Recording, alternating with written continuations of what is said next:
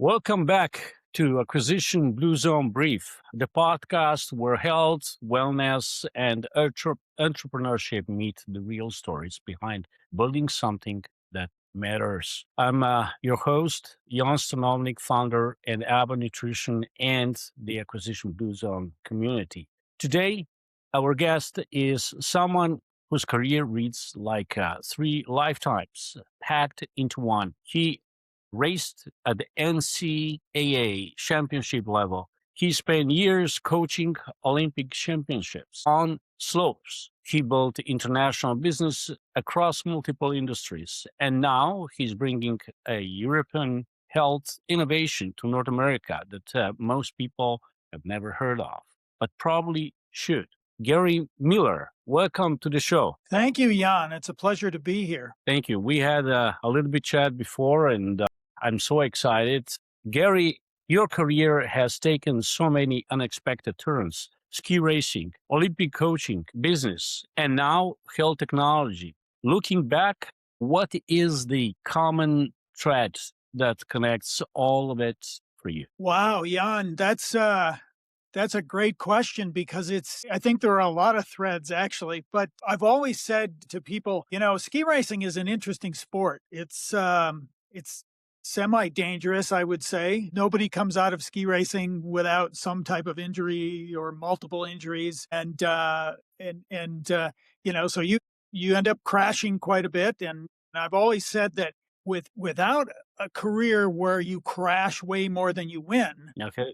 gives you a resilience that has allowed me to start companies and build businesses from zero, from nothing. And then, for your listeners who have done this and done it multiple times will understand that it's not easy. So I think having that background really allowed me to do things that were way outside my comfort zone. Because again, it is a tough sport, and coaching isn't really a picnic either. In fact, you almost spend more time working than you do if you were an athlete. Yes. We often, as coaches, don't have the chance to recover, but it's a high pressure situation as well, especially at the World Cup and Olympic level. You want to perform, and if your athletes don't perform, you're given the boot. So I think all of those things really were contributing factors in me being able to do a number of different things. And I started traveling the world when I was 15. And this was back when there weren't the communications and the types of travel that they have today. And I think that really gave me an opportunity to be independent and resilient and thinking on my feet, because it wasn't always that easy back in those days. I understand. Now, take me back to the moment you first encountered the HumanCharger. What was going on in your life at that time when you saw that, and what made you think this is worth betting on? Well, it was a couple of years ago, and I was actually, my wife and I were living in Portugal, and I was writing a book, and we took a ski trip up to Lech, Austria, and met an old business colleague of mine from Germany, and he introduced us to one of the owners of the HumanCharger. We were fascinated by the device. I didn't know much about bright light. As a coach, I'm a little bit embarrassed to say that I didn't really consider light as a factor, and I should have. And today, there's a reason why I took this project on, because I realize how important light is today. But my wife knew something about it because she does suffer from some anxiety and panic disorders, and it really helped her. And then we ended up giving 2 HumanChargers to a doctor and his wife, friends of ours from Denver, Colorado, and they were skiing there at the same time. And they traveled back to the States, and I said, try it, see if it works for jet lag. And he calls me a week later and he said, I'm absolutely befuddled. I don't understand. We have no jet lag, and our sleep patterns are completely normal the minute we got back home. And he said, I'm going to put this in my clinic. This is too good to be true. And thought, wow, maybe they're onto something here. And then, of course, my athletic mind starts spinning, and I'm going, I know what it's like to compete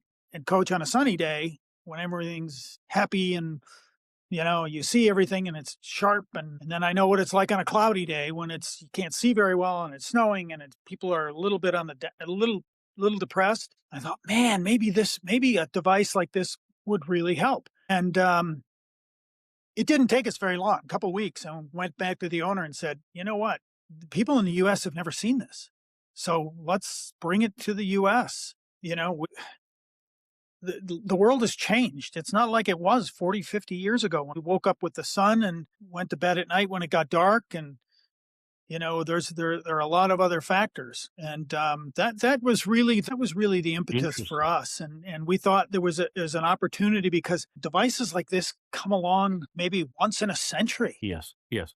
Now, you mentioned jet lag. Most people know a little bit about the jet lag, but they think like it's just a minor inconvenience or something, foggy mornings. Can you tell a little bit more? What is the science behind? What does it mean if you are 3 years back or, 6 hours or 9 hours like I am right now with Europe? What does it mean from scientific point of Well, everyone reacts a little bit differently, but people have suffered jet lag since the beginning of jet travel, which really, Jan, hasn't been that long ago when you think about it. And we as human beings evolve over time. We seem to get better, we hope, over time, but we don't evolve as fast as technology and science today. Jet travel came along and all of a sudden, we can fly from the US to Europe or the US to Asia, and we're there in, between 6 and 10 hours. And that's like riding an ocean liner across the sea in a couple weeks. The body just cannot, our biological clock, our circadian rhythm cannot adapt to going that quickly into time zones. It just, and the scientific studies have shown that it's generally 1 day per time zone. 1 day per time zone? No, because I heard someone saying like 6 months for 6 hours difference. Now, I don't know. There are probably speculations, but are you aware of any tests and, clinical studies about this? Yeah, there's been a lot of studies on jet lag and things like that. Some of the recent ones, they're pretty ugly. I mean, people that suffer jet lag a lot they've seen an increase in liver cancer, believe it or not. But everyone is a little bit different, and there have been times when, I've flown over 6 time zones and not felt too bad. Sometimes it's a little worse going westbound than it is eastbound. And some people will say, no, it's just the opposite for me. Every human being is It's different. different. But the one thing that our bodies cannot do, they cannot adapt to that time shift. It's impossible unless they use something that can advance our circadian rhythm and advance our biological clock. And the only thing that they've found that works really effectively is light, bright light. Amazing, amazing. But you can't carry an SAD, a seasonal affective disorder lamp with you when you're traveling. That wouldn't make any sense. I think this was a little bit of a, how would I say, it wasn't the primary focus of developing the human charger. It was a secondary, and nobody thought that would work until they started traveling with it and went, wow, this is really Well, interesting. so we know that in business, you have to explain to customer how your product works. How do you explain then? How do you approach customer and say, this is something for, a case like jet lag. It's always this skepticism and curiosity about the product. How do you explain to the customer? It's a good question because it is a challenge, because anytime you have a new technology, you're going to have skeptics. That's the norm. And oftentimes it takes a couple triggers. Okay. And that's kind of where we are at this point in the business, especially with the United States. They've been really successful with it in Europe, but they've had a decade to do that. And we've only been doing this for a couple of years to the US, and we're just starting to make some traction. So it takes, how would I say, more high profile people wearing a device like the human charger and using it on an airplane where someone looks over and goes, well, what's that? And they say, well, it's a human charger. I use it to eliminate jet lag. Oh my God, where can I get one of those? You're going to find most everybody got on international flights, they're going to suffer some type of jet lag. That's just common. And some are worse. I mean, there's a lady that actually she works in France a lot of the time because she has some vineyards there. And then she lives in Washington State and has vineyards there. And she said it's sometimes jet lag will linger for me for a month or two. Yes. Now that's pretty extreme. And, but I think it's going to take sports stars, celebrities, people that are, high profile people to go, yep, that's the ticket. Do you We've have, got Gary, any customer, an athlete or pilot that has where results were dramatic that it still surprised you to recall it or something like that? Yeah, we have quite a few actually. We've got a gentleman that flies for Kalita Air Cargo, and he's in Colorado now because his wife is a physician. When he gets these cargo pilots, they'll fly for 2 weeks and then they'll come back and have 2 weeks at home. Well, he gets back home and he's got to take care of the kids because she's a physician, and he's like, the first few days home, I'm a disaster because I'm falling asleep half the time. And he said that made an absolute world of difference. It's like I can wake up and I can hit the ground running, and it deviates a little bit from the normal usage. So if you were just normally using it at home, you'd put it on every morning when you woke up, and it sort of starts the engine a little bit, especially on a cloudy day. It'll kickstart your circadian rhythm. When you're traveling, because you're going over multiple time zones, you have to repeatedly advance that biological clock. So you use it every 2 hours, 4 to 5 times the first 2 days. That's enough to reset your I see. clock. I So see. for you, if you're flying from Vancouver and you're flying to Munich or you're flying to Milano, you're going to land mostly in the morning, I would assume, and then you put it on 8 o'clock in the morning first thing, and then you set 4 or 5 alarms in your phone, and every 2 hours you pop them in, hit the button, runs for 12 minutes, shuts off automatically. But you're doing that every 2 hours. You're not going to fall asleep at, you get around noon, 1 o'clock, and you're starting to get feeling a little dozy. And what that does, and then it allows you to sleep normally at night. And then you do it again the second day. And generally that's all it takes. Then you go back to your once a day, and it cures the problem. We have an athlete, a World Cup athlete on the Swiss national team. He suffers from some depression, which is why we got it to him. But in the summertime, they go to South America for summer training down in Ushuaia, the lower part of Argentina. And so they'll go there in July or August, and when it's winter down in Argentina. And so they fly from Zurich to Buenos Aires. And he said, everyone was kind of laughing at me because I had this device in my ears. But he said, you know what? He said, I had no jet lag, and they did, and nobody was laughing at me on the way home. He said works brilliantly for him. Great. Now, Gary, the wellness market is enormous and also incredibly crowded. How do we explain to someone the difference between the human charger and everything else they could buy? For example, we have supplements, blue light glasses, melatonin, white noise apps, and so on. I mean, you said that light is the only thing that can actually reset the circadian rhythm. Is this the fact? Not supplements, not medication. Why isn't that message more widely understood? I mean, can you explain a little bit? Yeah, I think everyone has tried to figure out how to cure jet lag. They just and you can use melatonin, something maybe you could use on the airplane, and maybe you use it when you arrive that evening to get a better sleep that night. It's not going to stop you from falling asleep in the middle of the day. And not everyone can take melatonin because it's a hormone. So, and then they've said, well, there's eye shades you can use on the airplane and things like that. There's always been these little fixes, but they've never been really effective. There's an app out there, Time Shifter.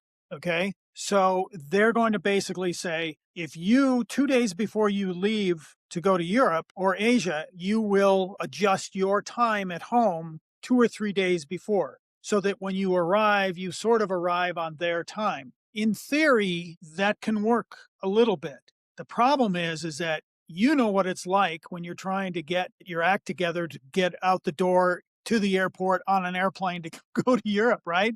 You've got all these things to do. And if you're a family that's taking a vacation, you got to get the dog to the dog pound, and you've got, or the kennel, and you've got to get, everything lined up in the house, and you got to do this and that. And they're not thinking of shifting their time. So, and the other thing that I think is one of the biggest benefits, it's light. It's holistic. It's not taking a medication or a nutraceutical or something. Some people don't like to do Well, I that. think there is some So it's kind of incredible thing that we are not aware, and this is internal clock. Is this something that it's so unique when you work with light? it is. It's the internal clock. I like to say that in today's world, because of all of the, blue screen devices, we're running, our brains are running 21st century hardware or software, excuse me. Okay. But we're living in a 1,000-year-old operating system, Yes, yeah. which is our body. Or cells. And somehow or another, we're going so fast that it's catching us off guard a bit. And I think, a natural way is the best way you can do it. And the other side of it too with athletics is that you always hear these stories about an athlete that took something and then they got caught at doping control. And I mean, it happened to Iga Swiatek, the Polish tennis player. She took a melatonin, but it was tainted, and she had to go. The WADA, the World Anti-Doping Association, flagged her. And fortunately, they found that that form of melatonin or whatever she took was tainted with something else. Maybe it got mixed in with whatever pharmaceutical company did the compound and it was contaminated, but it wasn't her fault. But if you have something like this, you don't need to worry about that. I see. Takes it out of play. Now, Gary, as far as I know now, this is not just for jet lag, for time difference and internal clock, but it's also to give you the energy, has some other effects on the body. Can you explain a little bit that area? Because you can use also in some other challenging times during the day. Yeah? Yes, you can. And it was kind of an interesting discovery because and it was early on when I was using the HumanCharger, but I was driving from Geneva back up to Lech, Austria, and I had arrived in Geneva. It was probably maybe 5 o'clock in the evening, and got the car and started driving. And of course, I get to around Bern or Zurich, and I'm starting to get a little punchy. I'm starting to fall asleep. And I remembered that the owner of the HumanCharger said, "Hey, this thing works great for a little pick me up." So I put it on and hit the button, and it ran for 12 minutes. And about 20 minutes later, it was the weirdest sensation. It was like I was just wide awake, just completely wide awake. And I thought, "Oh, that's a little odd." And I've used it a couple other times. My wife and I were coming back from Italy last winter, and the same thing happened. If you're skiing all day, you get tired and you jump in the car and you start to drive, and unless you stop and get an espresso or a energy drink, you're gonna feel a little sleepy. So I mentioned it to one of the German national team coaches here in Garmisch, and he said, "Yeah, he says, God, I get sleepy, driving for long enough. They was taking a group of kids, young athletes, up to Norway, which is like 30 some hours. And so I gave him a HumanCharger. I said, "You got to try this." He calls me from the road and he says, "Man, this thing is awesome." He said, I don't have a caffeine crash." And he uses it actually, they were training in Hinterreit, not too far away from here, but it was still over an hour drive. And he said, "You're on the mountain for 4 or 5 hours. It's cold. You're lugging equipment around." And, I was tired driving everybody back. So I put this on, and 15 minutes later, I'm wide awake. Amazing. It's crazy. Gary, how when I was reading, your profile on there, it says, well, 100,000 satisfied customers in Europe. I said, wow, this is the story. And I'm just wondering if now you're launching products that has over 100,000 satisfied customers in Europe, and you are trying to enter to North America. What does that challenge actually feel like from the inside? I mean, I understand on the one side, you say, okay, the biggest challenge may be awareness, getting people to know it exists, but or is it trust, getting people to believe it really works because the product it's not $20, it's a little bit more, but it's not so expensive when you see that you can use that throughout entire life actually. Instead, either when you are low with energy or you are a little bit sleepy, but you still need another hour or so. So what is the challenge now in getting into a market that people don't know yet or haven't heard almost anything about it? Is this awareness or is it trust? I think it's a combination. I think it is awareness. The other thing that I think is a big factor, and this is the trust thing, right? If they see a sports celebrity or they see someone on an airplane sitting next to them using it, and that person says, "Oh my God, this is the best thing I've ever had," that's almost immediate trust right there. Oh, well, if they're using it, it works. It must work. Otherwise, they wouldn't be using it. And I think that's where I think the awareness part of it is a little tricky Okay. because because it's the only device of its kind in the world. Okay, it's not like when they came out with the Walkman, for example. It didn't take long before everybody else had some kind of version of that. Or same with the iPhone. The iPhone came out, and then all of a sudden it was Samsung and everybody else. And I think it takes a while to scale something like this because people, need to be aware of that it is out there, and they need to be able to trust when somebody says, "Oh yeah, it really works and it works well." And it's not the kind of product that you could package and put on a retail shelf because people wouldn't understand it. They'd look at it kind of funny and go, "Well, what's that for?" Yeah. Oh, it's going to take a little bit of a slow growth. Now remember, those 100,000 people that have been buying this, they've been buying it over a decade, right? Okay. So it takes time to become aware of something like this. And I think we're at a really good time because the sports world, everybody is traveling so much today, way more than they ever did. The skiers are going back and forth from Europe to the US. Football, NFL football, that's now they want 16 games internationally in 5 years. The colleges in the US, there are all these conference realignments, they call it, which is now they're not grouped in the US, by region. They're all over the place. So they're flying more than ever. The travel budgets for these colleges has doubled and tripled. So I think, it's at a really interesting time where people are traveling a lot more. It's become easier to a certain degree, as long as TSA is working. But they're going to need tools like this. And listen, I had a coach reach out to me today, and he said, "I need to get a human charger because the crossing the time zones is killing me." Now, in the health and wellness industry, you have quite a lot of experience now selling this. And if you look into some partnerships with either companies or individuals that would sell that, what would be your one piece of advice, business advice that you would give about building trust before building sales? We know that in business is this something very, very important.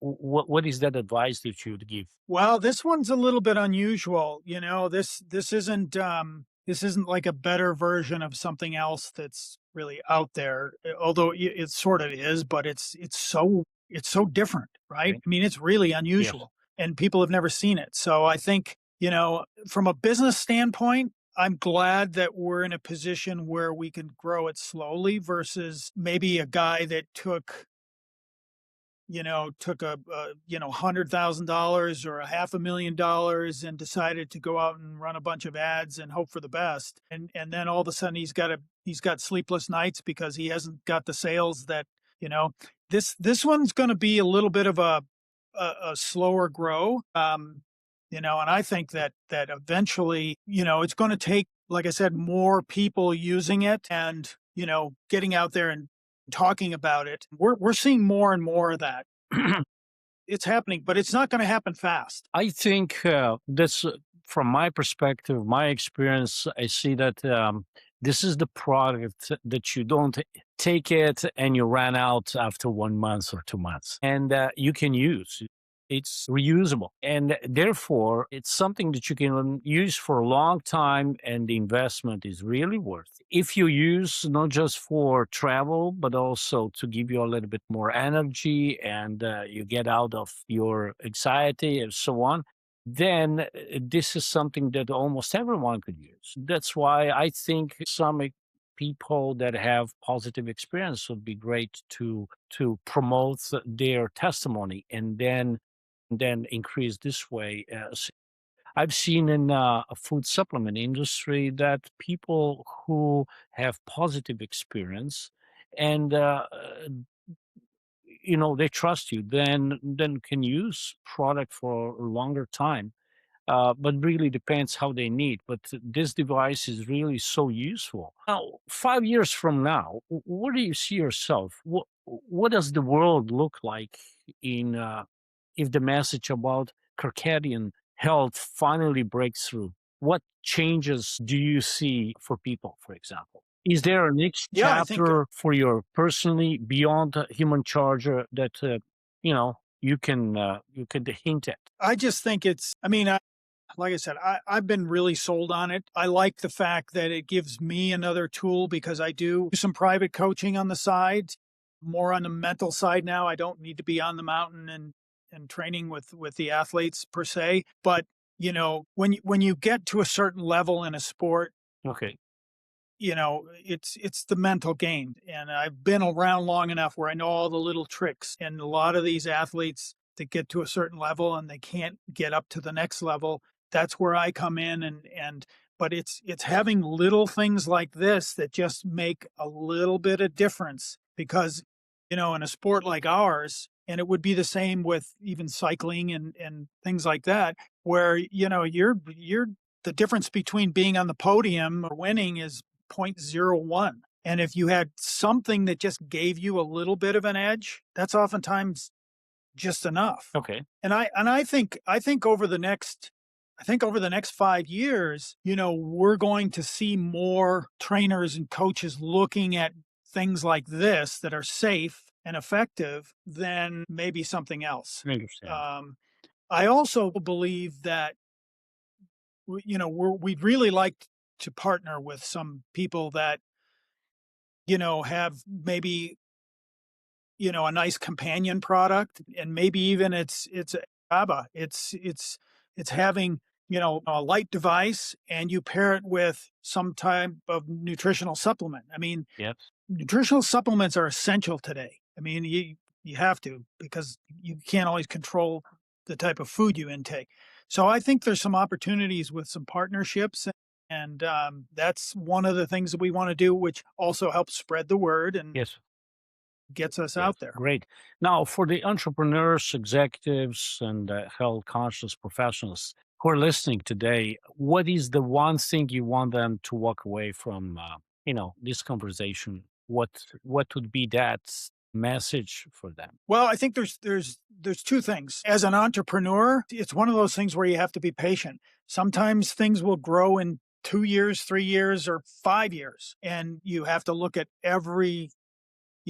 every stone and try to find the little ways to make a difference. If you're an executive with a company, C-suite executives, these guys they're no different than my athletes in a lot of ways.